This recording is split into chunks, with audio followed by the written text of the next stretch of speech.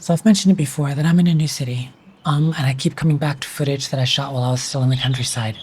This footage was when I gave myself 1 hour to find 10 signs of spring. 1 hour, macro only. I wanted to see if I could find those 10 moments of new life before the timer hit 0.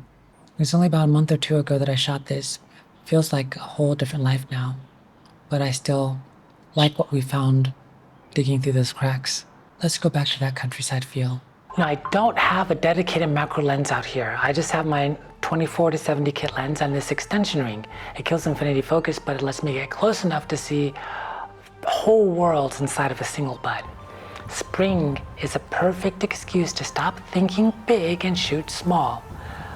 When the timer's going from 55 minutes left, we're gonna hunt. So I'm gonna tell you about this little experiment. Macro has become one of my favorite ways to slow my brain down. You get so close that a tiny shift in your hand changes the entire frame.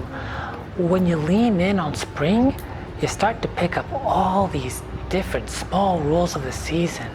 New growth likes to hide in weird places, the edges of paths, cracks in the walls, right beside stuff that's been sitting there for months. And once you notice that, you start to know exactly where to look first. You also start to see that every small subject has its own rhythm. Buds open in stages, not all at once. Some plants, they will push out new stems before the old ones are even done. Bees hit the same kind of flowers over and over again because those shapes fit their bodies. Knowing that makes it way easier to time my shots as well. Macro also turns your body into part of the gear. You can't just spray and pray.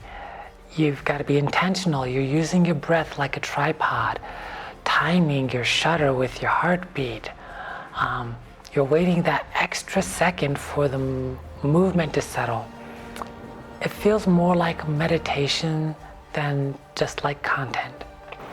And the wild part is how much it messes with the way you think about your own life. When you spend an hour paying attention to tiny things, your brain finally gets a break from all the big, loud goals. You start noticing how much is already in motion all around you without you forcing it. And that's what keeps pulling me back into this kind of shooting. It's like a lab for patience and attention. Even the little mistakes like slipping on a rock or ending the shoot early, like happened to me, it still counts as part of the session. You went outside, you paid attention, you learned a little bit more about how the world likes to grow. So if you ever feel like life is stuck in the same angle, you don't have to move to a new city to shake it up. You can just change how close you get to things.